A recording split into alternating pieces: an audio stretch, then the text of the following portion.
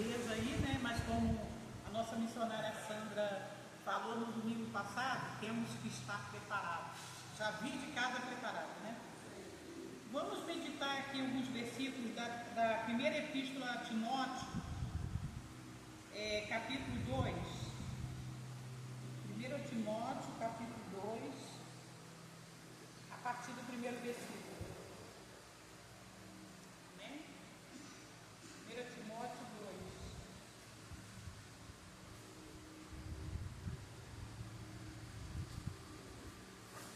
Podemos? Vamos lendo então.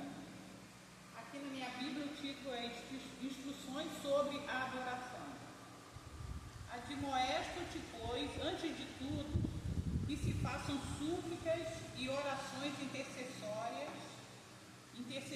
e ações de graça por todos os homens, pelos reis e por todos os que estão em eminência, para que tenhamos uma vida quieta e sossegada, em toda piedade e honestidade, porque isto é bom e agradável diante de Deus nosso Salvador, que quer que todos os homens se salvem e venham ao conhecimento da verdade, porque há um só Deus e um só mediador entre Deus e os homens, Jesus Cristo, homem, o qual se deu a si mesmo em preço de redenção por todos, para servir de testemunho a seu tempo.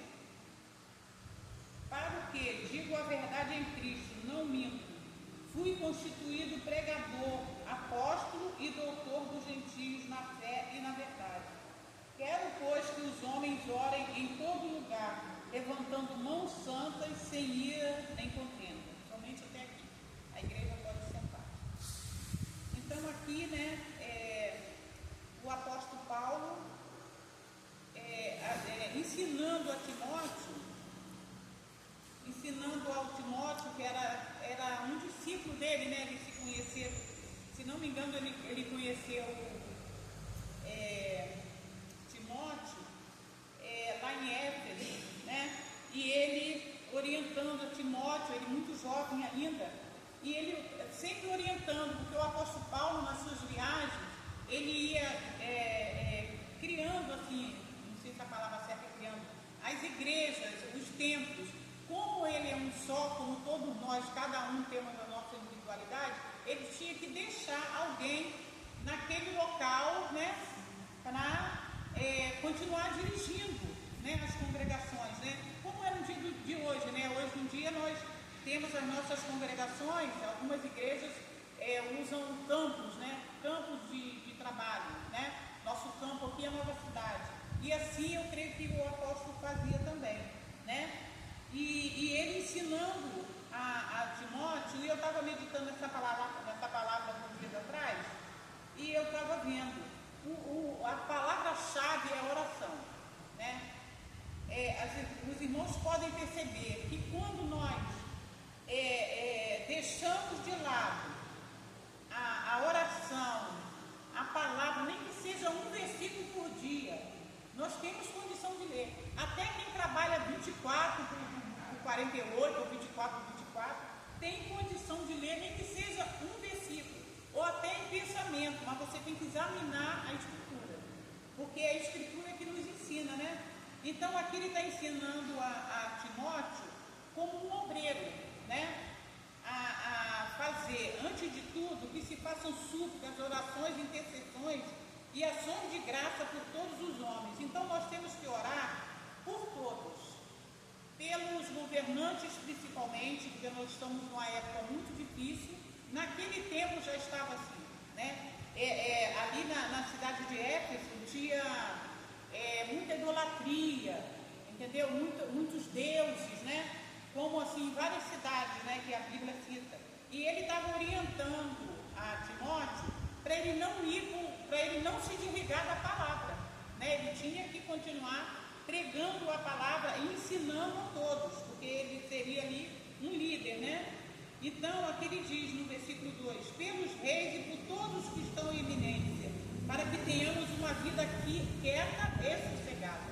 Então, para que nós tenhamos uma vida quieta e sossegada, nós temos que orar, ler a palavra. Isso não é nenhum sacrifício. Não é sacrifício foi o que Jesus fez por nós. Aleluia. Quando Deus mandou ele em forma de 100% homem, sendo 100% Deus, e ele como homem, naquela hora que ele ia ser crucificado, ele pediu ao Pai para que, se possível, afastasse dele aquele cálice amargo, no qual ele ia morrer por nós. Porque se não fosse Jesus, nós não teríamos direito à salvação, né? Então, como os seus não o reconheceram, nós conseguimos essa maravilha que é a nossa salvação, né? Então, aqui ele pede para a gente orar pelos reis. Então, quem é nosso rei aqui no momento? Nosso rei no momento, no país, né, vindo aqui para a terra, é o nosso presidente Lula. Vamos orar.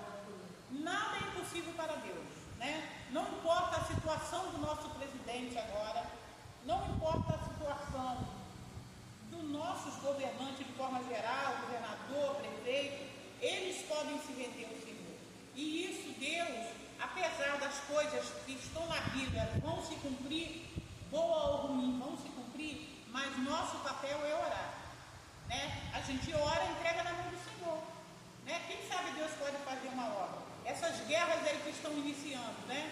Que está aí, aqueles corações duros, Deus também pode mudar tudo. Então, para que nós tenhamos uma vida quieta e sossegada, e essa palavra aqui me chamou muita atenção, quieta e sossegada, porque a todo tempo nós somos afrontados, né? Nós acordamos hoje de manhã, viemos aqui para a casa do Senhor, mas nós não sabemos o que vai acontecer agora na parte da tarde. Nós estamos aqui com a nossa mente voltada para aqui, mas quando nós oramos, entregamos nossa vida ao Senhor na parte da manhã, assim que a gente levanta, e à noite, quando a gente vai dormir, a gente continua tendo uma vida sossegada. Sossegada como? Não vamos ter problemas? Não vamos ter falta de dinheiro? Não. Uma vida sossegada, o nosso coração está sossegado em Cristo, porque Ele é tudo para nós, né? Além da nossa salvação, nós temos a presença dele em nossas vidas a todo tempo através dessa palavra. Então, quando nós meditamos na palavra, porque lá em João diz que o verbo se fez carne, então o verbo era Deus e o verbo estava com Deus. Então, quando nós meditamos na palavra, nós estamos falando com Deus das nossas vidas. Aí é por isso que vem essa vida quieta e sossegada, né? Glória a Deus por isso. Então, aqui no verso 3, porque isto é bom e agradável diante de Deus, nosso Salvador. Quando nós oramos, nós agradamos o Senhor, porque o Senhor contempla dos altos céus e vê: olha, o meu servo, a minha serva, ele não cessa de orar. Irmãos, essa palavra falou comigo: eu preciso orar mais. Eu preciso orar mais. Então, quando nós levantamos e falamos assim: poxa, hoje tem uma adversidade aí para eu enfrentar. Mas quando nós oramos, nós ficamos quietos e sossegados. Mas se a gente levantar, não orar, não apresentar o nosso dia na mão do Senhor, nós vamos ter um dia atribulado se a gente não orar, né? Então, que nós venhamos, irmãos, orar sem cessar, né? Como fala a palavra. E aqui diz o 4: que quer que todos os homens, porque todos os homens, que quer que todos os homens se salvem e venham ao conhecimento da verdade. Deus, Ele veio para todos, e Ele quer que todos sejam salvos, né? Agora, temos que confessar a Ele que queremos a salvação. Ele não vai entrar no nosso coração à força. O 5 diz assim: porque há um só Deus e um só mediador entre Deus e os homens, Jesus Cristo, homem, o qual se deu a si mesmo em preço de redenção por todos, para servir de testemunho a seu tempo. Então, não existe maior testemunho do que esse, né? Um Deus todo-poderoso enviou o seu Filho para salvar uma humanidade corrupta, vamos dizer assim, que não tinha nenhuma perspectiva, né? A criação, ela já estava gemendo, e Deus resolve salvar a humanidade através do preço que Jesus pagou ali naquela cruz, aquela morte maldita, um Deus santo, mas que morreu por nós naquela cruz. Então nós temos que valorizar muito isso, né, irmão? Para que, o 7 diz assim, para o que digo a verdade em Cristo, não minto, fui constituído pregador, apóstolo e doutor dos gentios na fé e na verdade. Nós sabemos que o apóstolo Paulo, ele teve um encontro com Cristo, né? Ele ele é chamado de apóstolo, mas ele não viveu, ele não foi um dos 12, não foi um dos 70, mas ele teve um encontro, né? Lá no livro de Atos fala isso.